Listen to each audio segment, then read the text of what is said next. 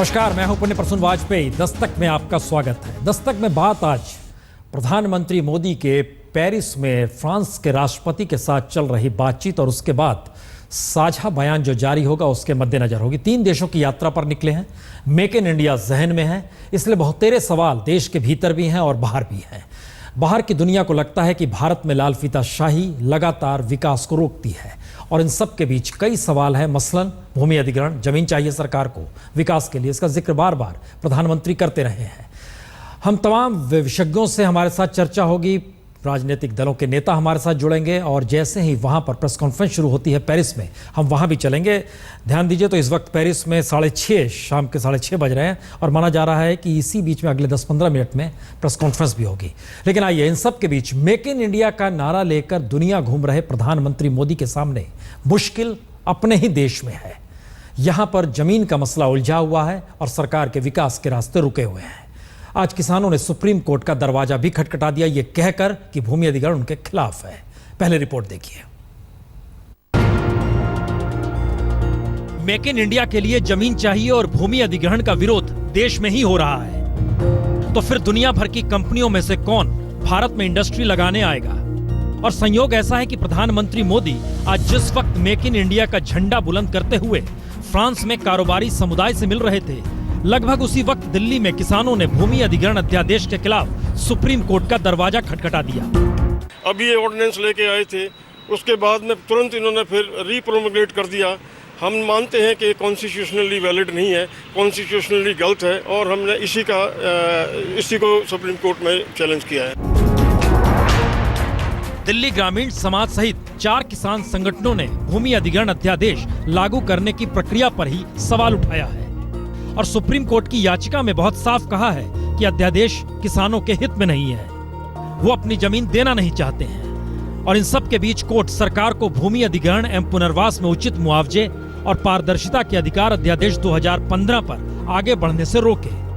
यानी देश को अध्यादेश राज से बचाने के लिए कोर्ट में दरख्वास्त और किसी ने नहीं, उन्हीं किसानों ने दी है जिनकी जमीन को लेकर सरकार विकास का जिक्र कर रही है या फिर मेक इन इंडिया का नारा लगा रही है।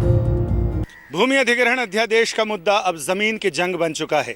तभी तो राजनेता अपनी सियासी जमीन बचाने के लिए संसद से सड़क तक भाग दौड़ कर रहे हैं, लेकिन अपनी खेती की जमीन बचाने की गुहार लगाने वाले किसान का उन पर भरोसा नहीं। तभी उन्होंने सुप्रीम कोर्ट का दरवाजा खटखटाया है।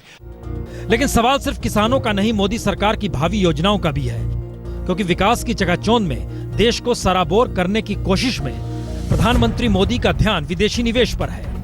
प्रधानमंत्री मोदी जापान से लेकर ऑस्ट्रेलिया और अमेरिका से लेकर मॉरिशस तक अब तक 12 देश हो आए हैं और इस दौरे के बाद तो कुल देशों की यात्रा 15 हो जाएगी। हर बार उनके एजेंडे में make in India he top पर रहा है। The discussions largely were focused on Prime Minister's theme relating to Make in India.